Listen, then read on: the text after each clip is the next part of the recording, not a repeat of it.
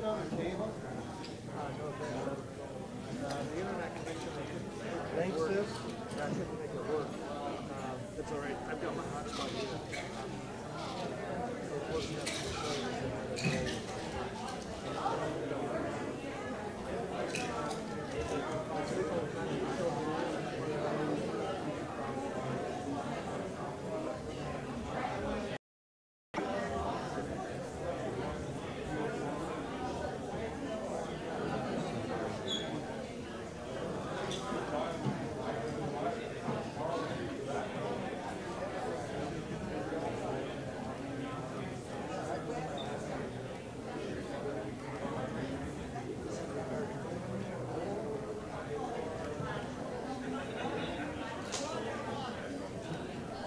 Yeah, Americanism, children.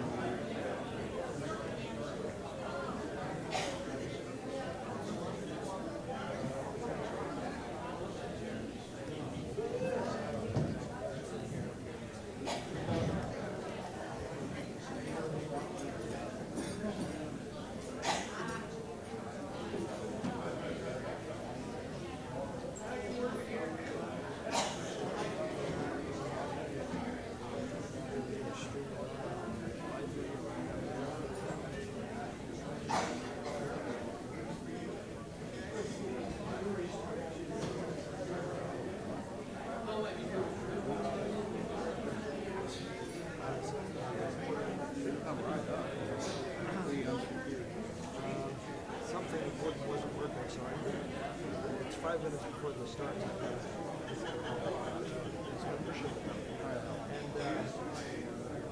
so yeah, the other that you're talking about is Well, it's every June. It's done. Well, next year's opportunity. Do you ever do any hiring at your student? Well, I used to be in that kind of well number now.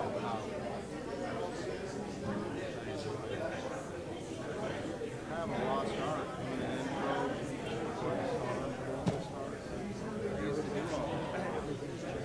Yeah.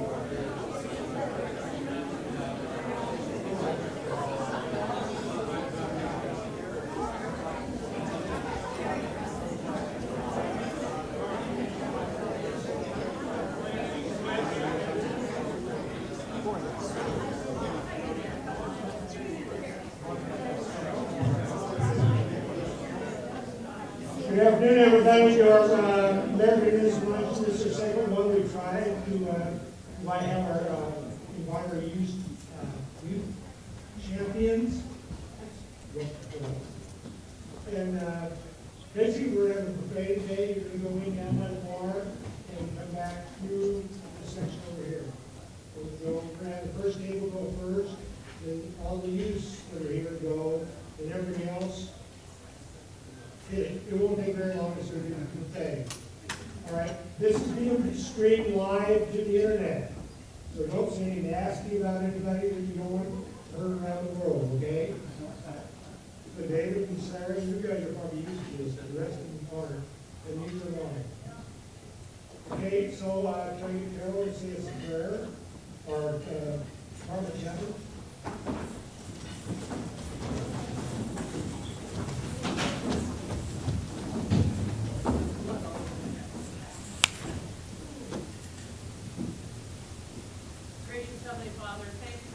With us today. Thank you for making this in an air-conditioned room, Lord. I pray that this food will be nourishment to our body. Help us to celebrate this youth today, Lord, that we can celebrate their accomplishments and show them that we are so proud of them and that we as the American Legion they are part of our family as well. And help to know that we support them now and in the future. We ask this in thy name's sake. Amen. Okay, let's have the head table go, and then the use go, because they're going to have to talk, and the rest of you get the back. Okay, we're going to make a big salute. Okay, we're not going to go. You won't be able to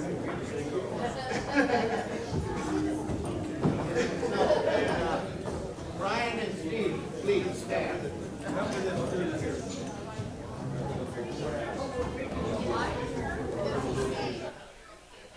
Okay, we're glad you're with us, AM 1260 KOYC. We are here at the American Legion streaming this on the internet. And they're taking a break for lunch. Everybody's going to go get their plates fed, so we're going to end the feed right now. We will be restarting the feed at the point where they're done eating, and there is a program to stream other than essentially watching people eat. We'll take a survey of the crowd here a little bit, so you can see maybe some of the folks that are here. KOYC supports veterans and supports the American Legion. We thank them for their support of the radio station KOYC here in McMinnville, and we're honored to have the American Legion State Convention here in McMinnville.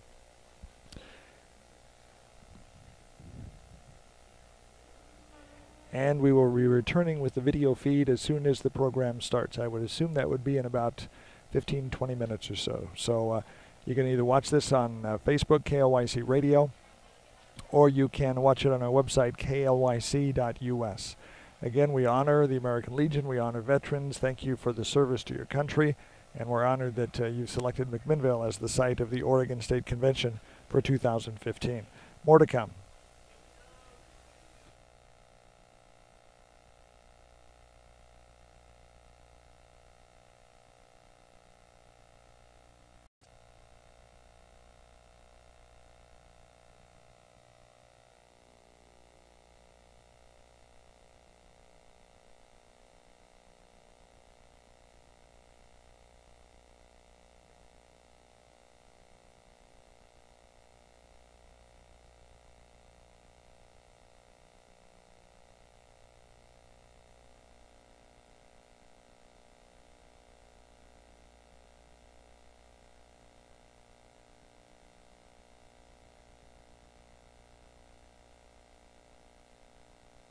One in Precision Division, and the division champion in Sporter, which is a lot of the junior high school ROTC programs participate in that event, was Cody Bates, and he was from Lebanon High School JROTC, sponsored by Post 51. Precision Division state champion was Raquel Coburn, from the Colonel Allison Junior Rifle Club out of Salem, sponsored by Capital Post 9. And I would also like to mention that Lebanon High School, the Sporter team, which consisted of Alexander Eikelenboom, Jasmine Wiles, Cody Bates, and Michael Langdon, won the 2015 American Legion National Championships for the Sporter Division. So it was a great year for shooting sports. One of those individuals from Lebanon High School, Alexander Eikelenboom, did qualify for the individual national championships for the American Legion, and that will take place at the U.S. Olympic Training Center in Colorado Springs, July 21st to the 25th. So we're definitely behind them, and thank you very much.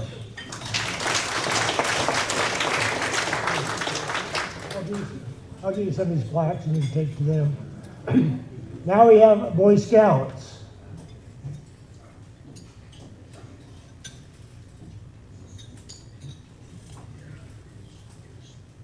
Good afternoon, ladies and gentlemen. I'm Larry Whitmire, and I'm representing the Scout Commission. David Bone is the chairman and not able to be here today. I think one of the things that we'd like to emphasize is our Eagle Scout of the Year award. And what we'd like to say is that aside from the fact that we had no applications this year, we're going to make sure that next year the application forms get out to all the posts and everybody knows exactly what the qualifications are. It's an awesome award, and we really should have an Eagle Scout of the Year nationwide out of this department. The second thing is that we've been liaising with all of the posts that do not have Scout units and recommending that they consider sponsoring a Scout unit. It doesn't take a lot of effort to do that.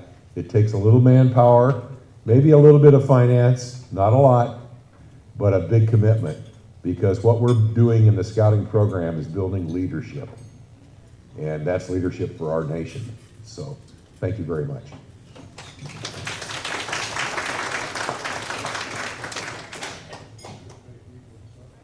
My post, we finally got our first Cub Scout troop this last year, and they had one fundraiser. These are 10 little 9-year, 8-year-old, 7-year-old kids. They raised $1,100 in one weekend. My post can't even do that. Girl State, Tony Epperson.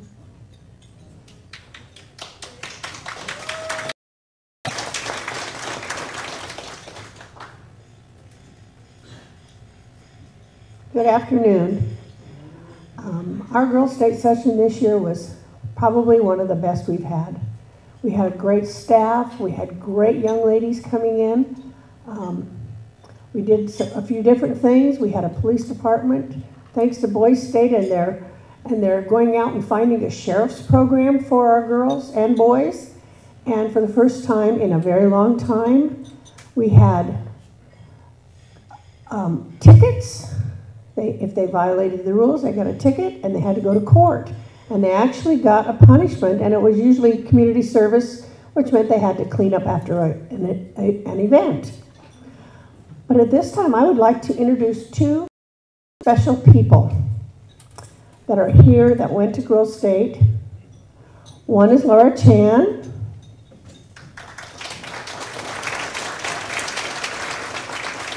Laura's been on staff for 2 years now.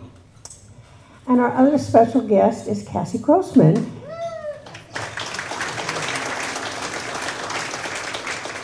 This was Cassie's first year as a returning staff member, and she will be returning next year. And do you have anything you want to say, Cassie, briefly? Girl State really changed my life. It completely changed the academic direction I was going to pursue. I was thinking before entering the Girl State program, I was considering music education, and after Girl State, I just put things in perspective, and now I'm a political science major at Cornell University. And thanks to Girl State, I won a $60,000 bond.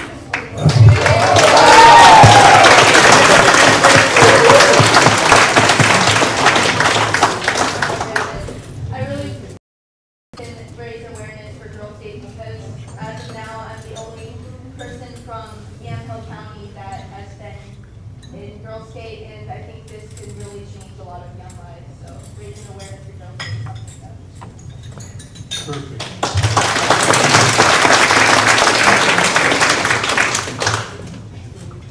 Don, I'm going to change things up a little bit. I was going to have you last, but I think I'm going to have Carol last. So Don Epperson with Boys State.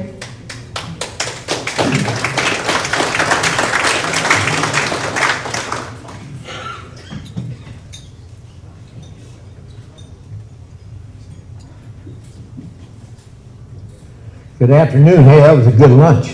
Okay, that was great. So Boys State this year, we had 130 boys graduate from the program. We had the governor on Monday. She spent an hour with our boys and girls. We do share, in case you're not aware of it, guest speakers to the programs. So on Tuesday, we had the Secretary of State and her mock election team run a mock election for the kids. That was a lot of fun. And we had one of the Chief Justices, Jack Landau. We had the mayor from Albany, Albany. And we had a lot of wonderful speakers. It was a great time. Young people learned a lot. But just suppose for a moment, okay, if we had a Boys State program and nobody came. Wow. You know, nobody came. So we do have a couple of gentlemen in the audience here who did come to Boys State. And so we're going to ask them to come up here. The first one is going to be Ryan Edsel. Ryan is from McNary High School. And might as well bring both of you up at the same time. Kai McFeeters, he is from Jesuit High School. Both of these gentlemen were Voice Nation representatives from the great state of Oregon last year, and they came back this summer to be our senators and help us run the program. So, each of you. So again, my name is Kai McFeeters, and this is Ryan Edsel, and we're just so thankful to have had the opportunity last year to go to Nation. We had not only the opportunity to participate in a Senate simulation, but also get a lot of exposure to some pretty significant leaders who impact, the world around us, and have a pretty drastic impact in a lot of people's lives. It was almost indescribable to put into words, but some of the events we did at Nation, we toured the Pentagon, we went to the Greenbelt American Legion post in Maryland, we also went to the Arlington Cemetery and watched the Tomb of the Unknown Soldier. It was just unbelievably rewarding in the experience there. I wish I could tell you all about it, but we don't have very much more time left, so. There's one moment that comes to mind. We were waiting in one of the rooms off the Oval Office. It was during during the border crisis, and so there were 3 or 4 presidents of Central American states leaving the Oval Office, while the rest of us and 96 other senators, 2 from every state in the Union, were singing the Battle Hymn of the Republic as the president walked down the hall. And that's just an experience that only really the American Legion can provide. So we're just so thankful. Thank you.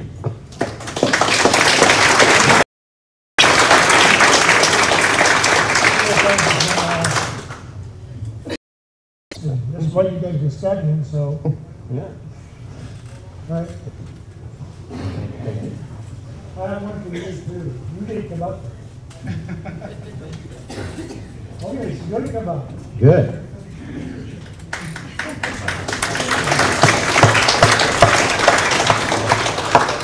Can't be shy around here. Don't be in my butt.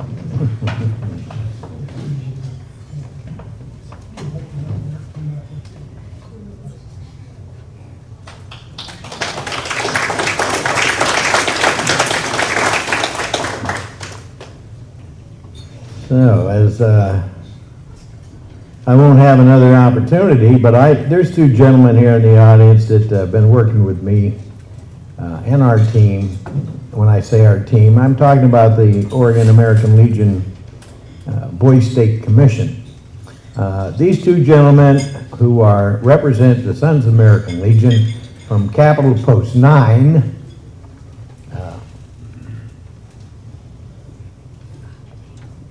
Right hand and a left hand. It's okay, but the point I'm trying to get to is that these 2 guys really spearheaded putting this program together over the last 7 years. Without their help, okay, And without their dedication and love for the program, it wouldn't have happened. So please, come on up. Brian and Steve.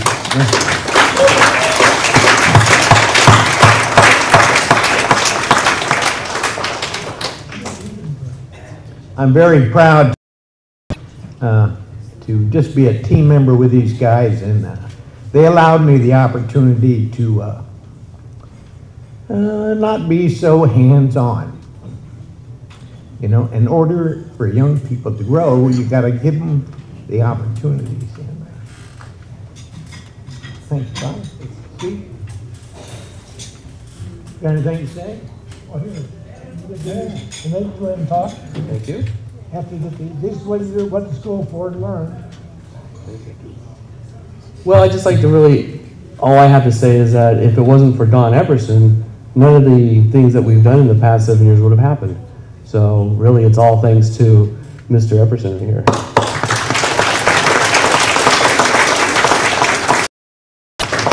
I'll follow up on that comment. Don has allowed us to kind of explore and spread our wings and to really expand the program into new and exciting areas.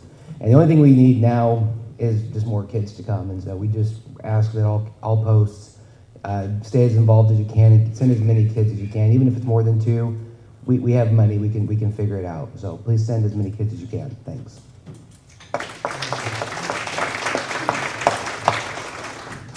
And William Chan, where are you, William? William's back there. And you ladies, I don't know if you're aware of, you know, who my commission is. So Jim Craig's in the audience. Please, is Jim Willis here? No? Okay. Ian Gerstel. Okay. There's another gentleman named John Gilbert. He was supposed to be with us the week of Boys State, but he's doing an internship, but he'll be back on the commission hopefully this next year. He is an Annapolis graduate and a Marine Corps pilot, retired. So we're looking forward to him coming on board. And I just want to thank you all again for your contributions to this great program. Thank you.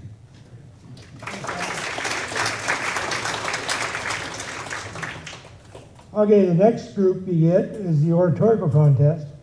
And Carol Bover-Rice, I'm going to let her introduce.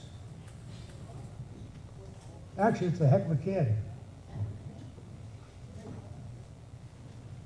Hi, I'm Carol Bove-Rice, your department oratorical chairman. For those of you that do not know what the oratorical program is, it's a speech contest and scholarship, and it's about the Constitution of the United States. Each contestant must prepare an 8 to 10 minute oration on some point of the Constitution. And excuse me. Then there are 4 assigned topics that are different articles of the Constitution. They have to prepare a 3 to 5 minute speech on all 4 of them, because they won't know which one is chosen to be for that competition. And it may not be, you start at post, then go to district, go to area, and then go to department. So you could have 4 different assigned topics chosen at each one, or you can have the same one chosen each one. So you have to be prepared to speak on all 4 of them. And it is not easy. Let me tell you, I admire each one of these kids. I would never, ever be able to do it. And we're very fortunate that this year it's a family affair. We have Sarah Aldridge, who was our last year winner, stand up Sarah, and went to national to represent Oregon. And this year's winner is her brother James Aldridge. And he went and represented it. And you all are in for a treat, because we've asked for James to present his 8 to 10 minute oratorical for you right now.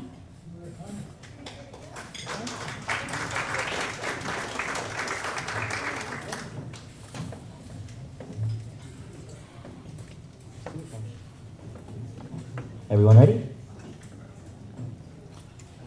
I do solemnly swear to support and defend the Constitution of the United States of America against all enemies, both foreign and domestic, that I will bear true faith and allegiance to the same, that I will obey the orders of the President of the United States and the orders of the officers appointed over me according to the regulations of the Uniform Code of Military Justice. So help me God. To any past or current military members hearing this may sound a little, if not completely, familiar. This is the oath every United States Army officer takes. All branches of the military, as well as the President and other members of the government, take some form of this oath. But why is this oath taken, and what is its purpose? What do the words protect and defend the Constitution mean, and do they only apply to those in public office? Should all citizens bear the same weight of responsibility from this oath as those who take it? Today we're going to be taking a look at the phrase protect and defend the Constitution, what it means, where it is used, and who it applies to. So first off, what does it mean? Well, in order to understand the meaning of this phrase, we must first take a look at the purpose of the Constitution. The Constitution was put in place to lay out not only the rules and regulations of our society, but also a picture of what we stand for. The Constitution is essentially a basis of American ideals. By laying down a standard for human rights, we lay down a standard for what we believe. The Constitution is essentially a picture of American ideals and principles. So if the Constitution defines American ideals and principles, then agreeing to protect and defend the Constitution goes far beyond simply agreeing to protect words on a paper. It's an agreement to defend, at all costs, a standard set of principles. All military oaths, as well as the oath of honor for law enforcement and the oath of office for president, use this phrase. Why is this oath taken? Well, the reason this oath is taken is to prove loyalty to America's founding principles. It's also an agreement to defend, at any and all costs, a standard set of principles against anyone who would attempt to threaten them. When the World Trade Centers were attacked, President George W. Bush stated our way of life was under attack, and following that declared, the search is underway for these evil acts. I redirected the full resources of our intelligence and law enforcement communities to find those responsible and bring them to justice. We will make no distinction between the terrorists who committed these acts and those who harbored them. When he swore an oath to protect and defend the Constitution, his intent was to follow through on that oath. All of the military that helped in the war on terror following these acts also put into action the words they said when they joined the United States Armed Forces. But was it only the responsibility of the military and those in public office to defend the Constitution? Do we also, as citizens of the United States, in a sense, take an oath of office? Many people do not know there is actually an oath that all legal immigrants must take before becoming naturalized citizens. Within it are these words: I will support and defend the Constitution and the laws of the United States of America against all enemies, both foreign and domestic, that I will bear true faith and allegiance to the same. The same words sworn by those who joined the United States Armed Forces are the same words said by those who desire to call themselves true American citizens. That means anyone who claims to be a true American citizen bears the same weight of responsibility of protecting and defending the Constitution. This is one problem with our society today. Our society today tends to neither feel a need nor responsibility to defend the Constitution. It tends to forget it is equally their responsibility to defend their rights. This is in part because many people do not know what their rights are. According to a survey taken by USA Today, less than half of Americans know what year the Constitution was ratified, and less than 40% of Americans know the branches of government laid down within it. Plato once said, "Dictatorship naturally arises out of democracy. The most aggravated forms of tyranny and slavery out of the most extreme liberty." In some ways, this statement is true. Our founding fathers originally fought for the right to freedom of speech, yet recently a young man in California was told he could not take signatures for a petition because he was outside of the free speech zone. Our founding fathers originally fought for arms, yet now the state government of New York is allowed to ban any handgun it deems unsafe. Our founding fathers originally fought for the freedom of religion, yet now people are being told they cannot pray in public because it might offend people. Our founding fathers originally fought for the right to privacy, yet now the NSA is capable of monitoring everything we ever say. Many of the actions that were taken by the British government that spurred on the American Revolution are very similar to the actions our government is taking today for the sake of security. What Plato said is true only when the next generation forgets what it was that was fought for and against in the first place. Our society has been allowed to forget what it was that our founding fathers fought for. Today, too many people believe that we should not point out anyone's wrongs, no matter how bad they might be, because they might be offended. It tends towards the idea that political correctness ought to be upheld at the cost of governmental overstep. Too many people believe that the government can do whatever it wants simply because it's the government. But our founding fathers did not fight for a country and a government that can do whatever it wanted with an executive order. They fought for freedom from tyranny, a tyranny that our society has slowly allowed to seep back in. When it is said, "I will protect and defend the Constitution," it did not simply say against foreign enemies, but also those domestic. That doesn't just mean those who stand up and flat out say they're going to destroy the Constitution, but also those who attempt to usurp and take down the Constitution under a different mask, such as security or tolerance. This is the apathy that is taking place in our country today. Today, America can less and less be described as the home of freedom and justice, and more the home of security and tolerance. While these do have their place, they should never take precedence over, and definitely never come at the cost of, our founding fathers' principles. The oath of office for citizenship is an oath that requires we uphold and defend the Constitution against all abuse, both physical and political.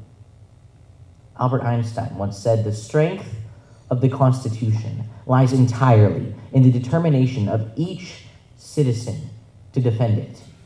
Only if every citizen feels duty-bound to do his share in this defense are the constitutional rights secured." Our rights are only safe when we choose to defend them. Our Constitution is only strong when we personally choose to fight for it.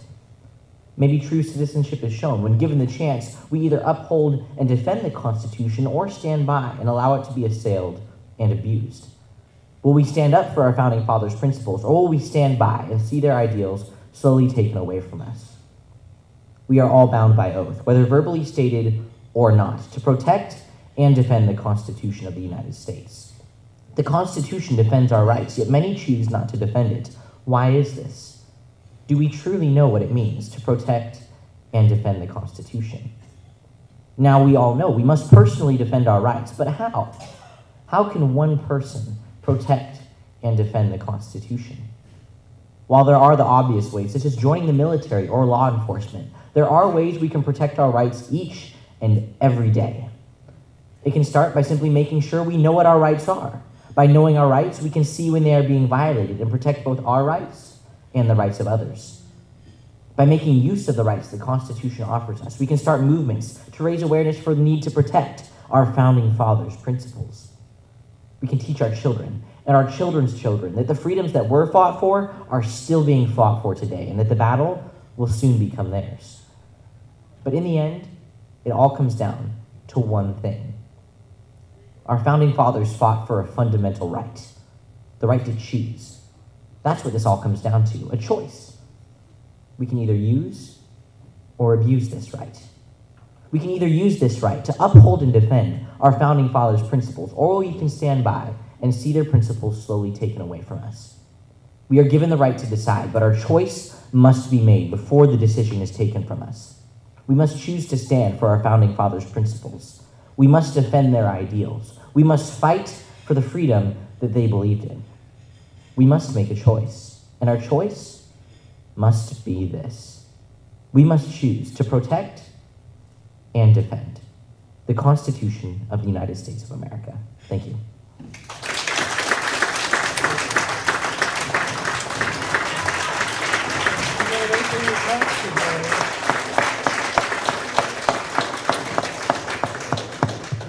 I was an escort last year, so I didn't get to listen to this, so it was my first time too. If you got a chance to go to the convention or oratorical, go to it. These kids are great, all of them. That's all. Sarah, you want to come up? I got one left. Well, you drove him over, and I wasn't making these last year either, so. I'd like to thank everybody for coming over for our Americanism Luncheon. I'd like to thank for hosting us here, Terry Ward for the great cooking, the turkey, and thank you all, and let's go back to work now.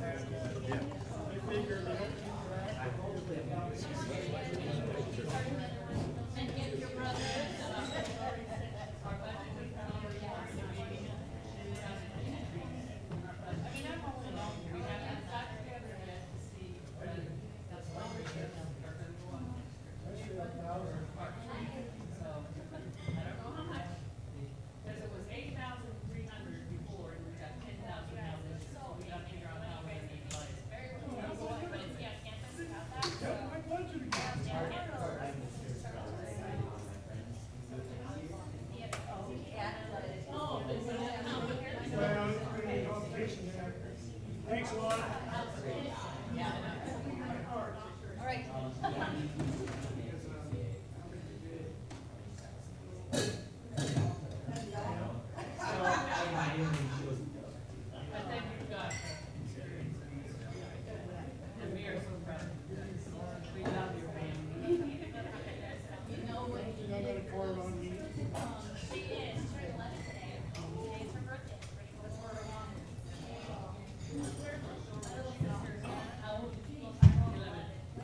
We're not doing what we're doing. We did pretty good. That was the second time we've done it.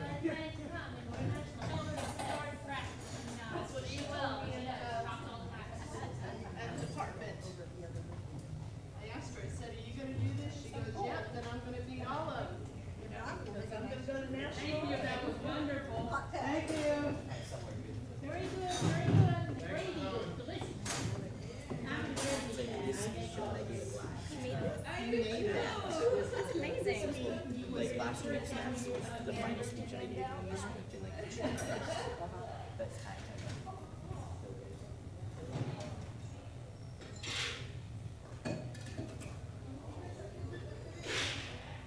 Something to what?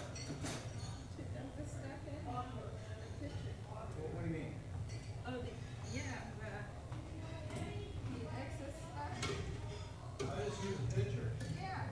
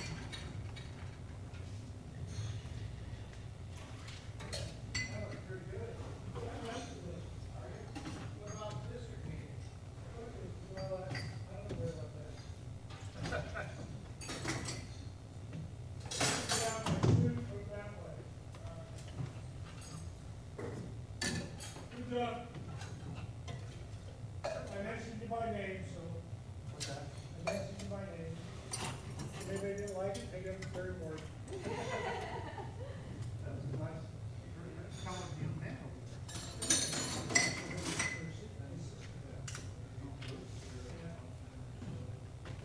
Actually, I liked her impromptu better than her prepared speech at district level, or at, not the state level, which would be probably state.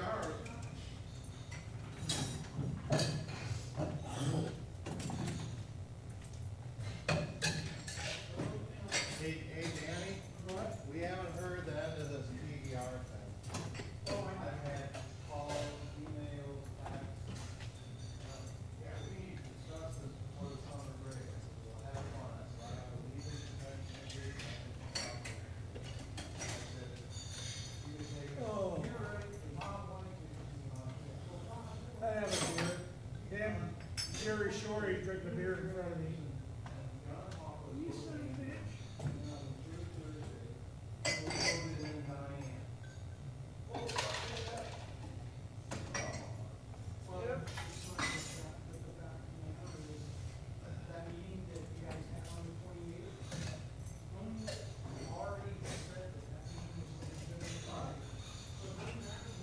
You didn't lose a couple of guys, you had to go to a caucus. And Tiger has a caucus at during the lunch. Which is stupid. Huh.